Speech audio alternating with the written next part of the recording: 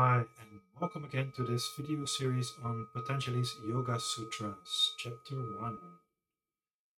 My name is Swami Mantrikadeva Giri. I'll be guiding you through this series, through the sutras of this series. And today we are going to talk about Sutra 4 and 5.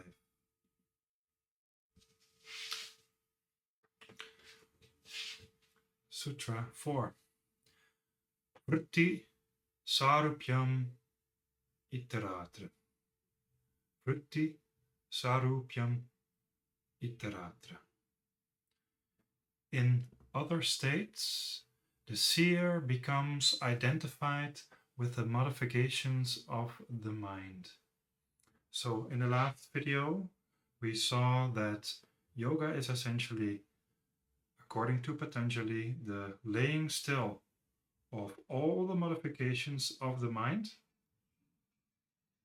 and by then perfectly becoming one with the object of attention of your meditation and all the other waves ceasing but this one, then the seer becomes unified with his, her true nature.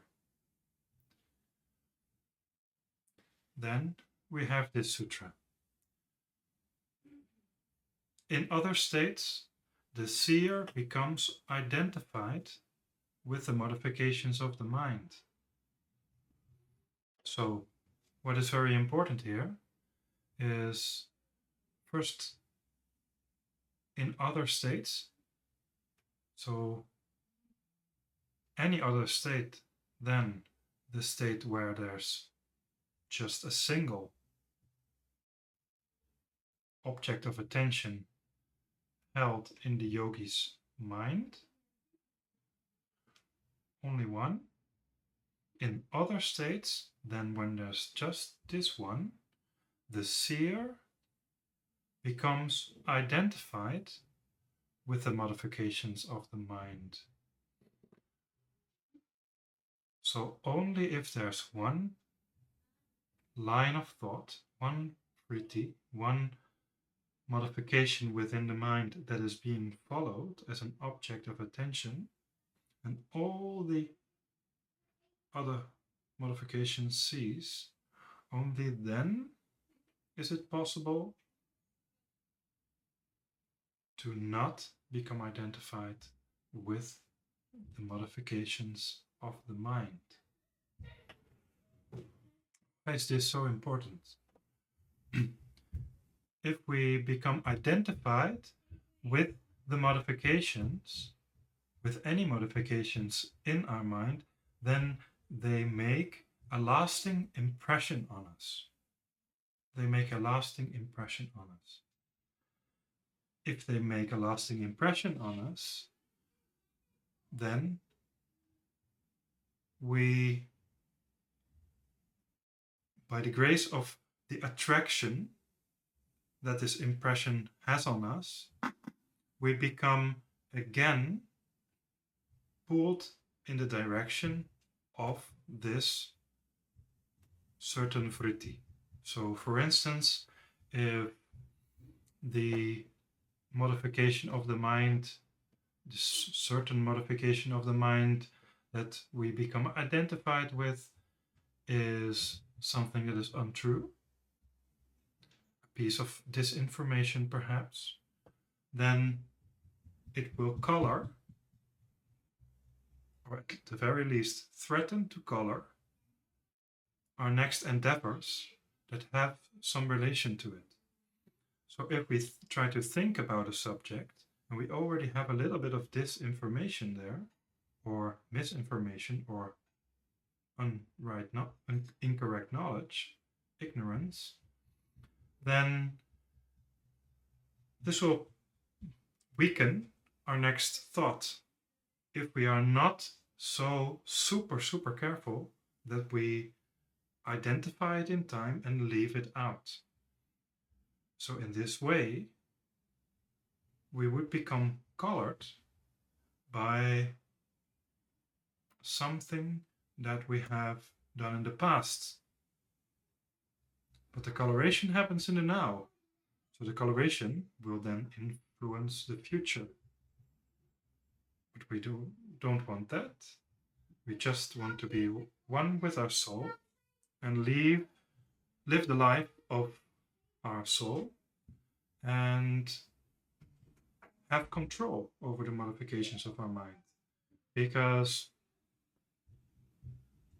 if we lose control, I should say it like this, if we identify, we lose control, because then we cannot see the difference anymore as easily between one impression and the other, between correct and incorrect, etc. If we become identified, it is as if we have identified it as true already. Or if we have identified it as untrue, but we are still identified with it, then we will feel repulsion. We will not like it, but we can still be influenced by it, and that causes more unrest. You could say, but it's one thought. Okay, but a problem always starts with one piece that is where it's wrong, and then very slowly this fault becomes more influential, and then in the end it's more difficult. So this is why it's important that we learn to isolate a thought in our awareness by learning to focus only on that and no longer be influenced by all the other modifications, all the other thoughts. Any thought is a modification of the mind. So, the modifications of the mind are not things we want to be identified with if we are practicing yoga.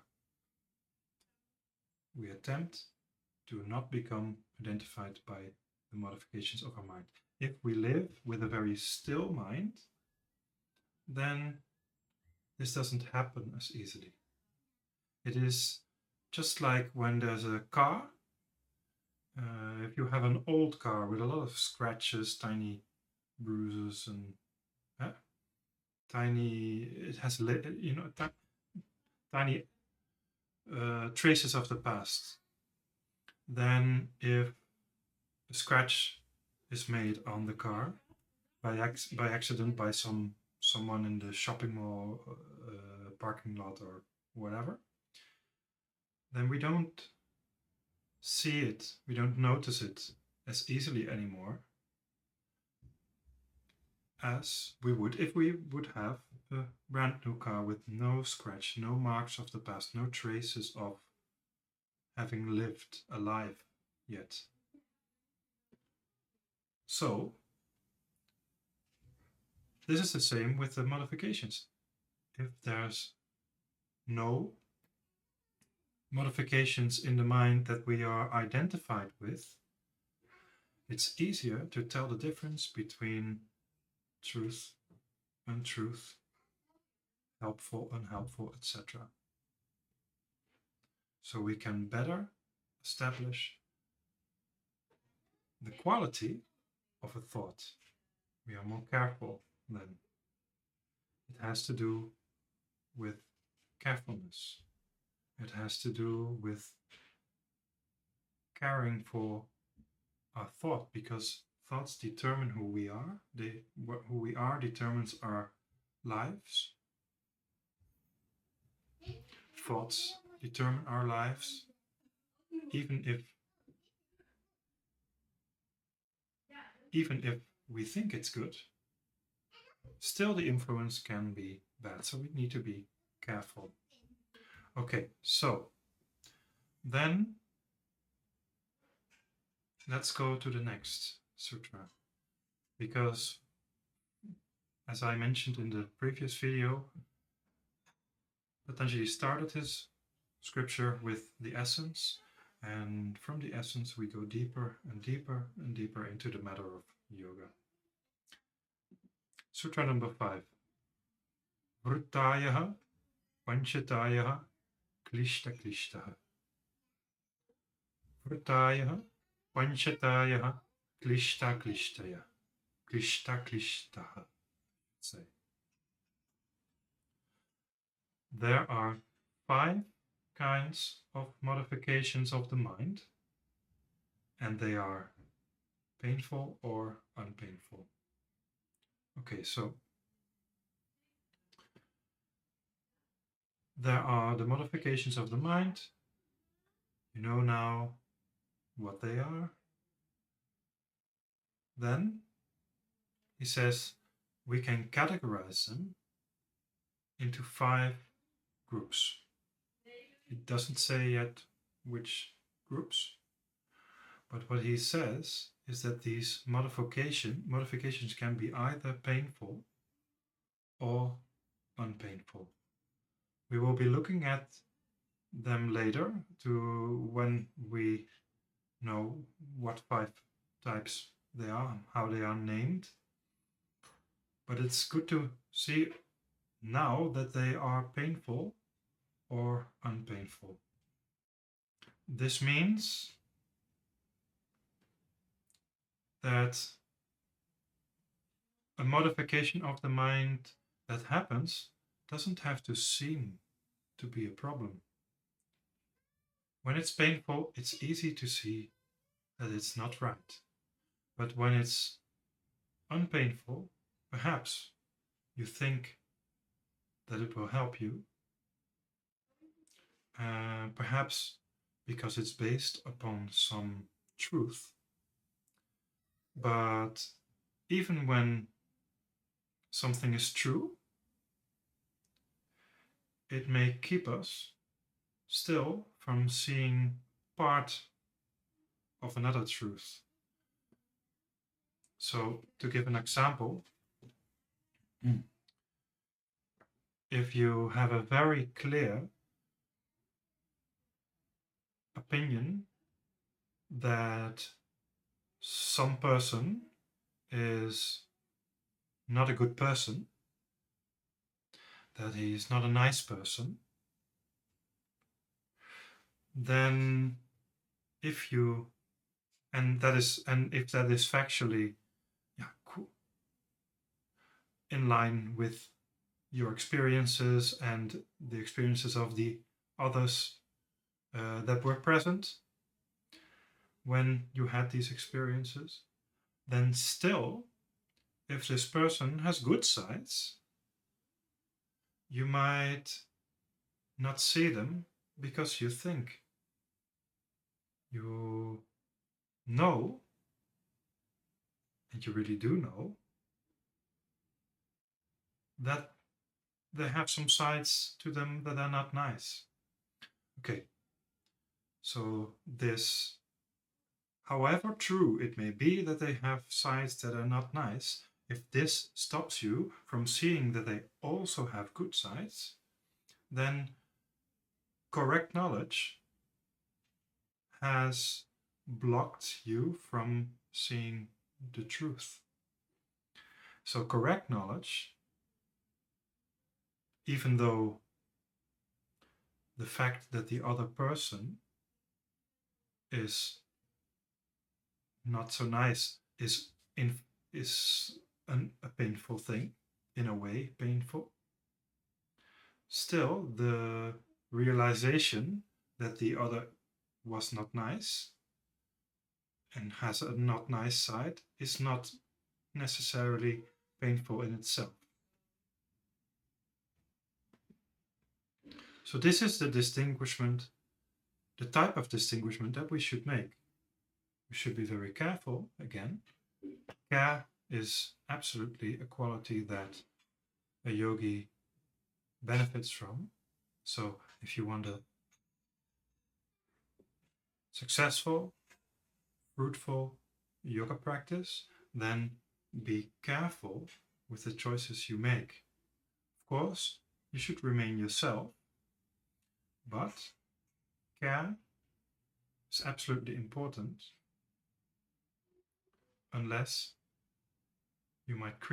unless you are okay with creating problems. But creating problems will keep you from success and fruitfulness of your yogic practice. Because even though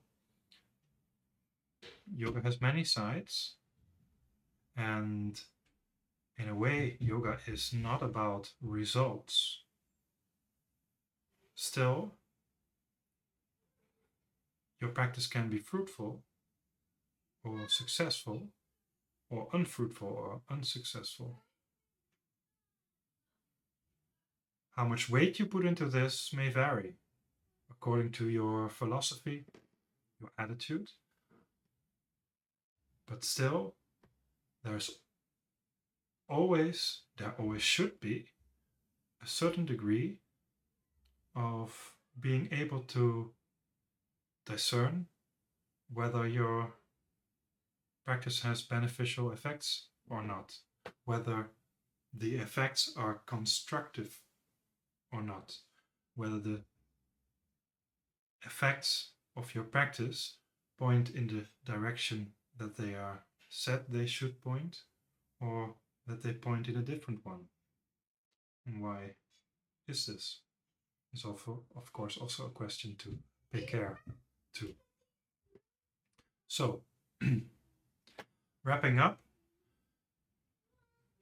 we know now what is the modifications of the mind, how we should deal with them, what is their role, and we know that there are 5 of them and that they can be painful or unpainful. And next, in the next video, we will be talking about what these 5 modifications are, how we can name them, how we can categorize them, and what we can learn from them will also be a part of what we will be discussing together. Thank you again for watching. If you haven't already, go to my YouTube channel and watch some of my other videos. I hope they can be of great help to as many people as possible. Have a great day. See you next time.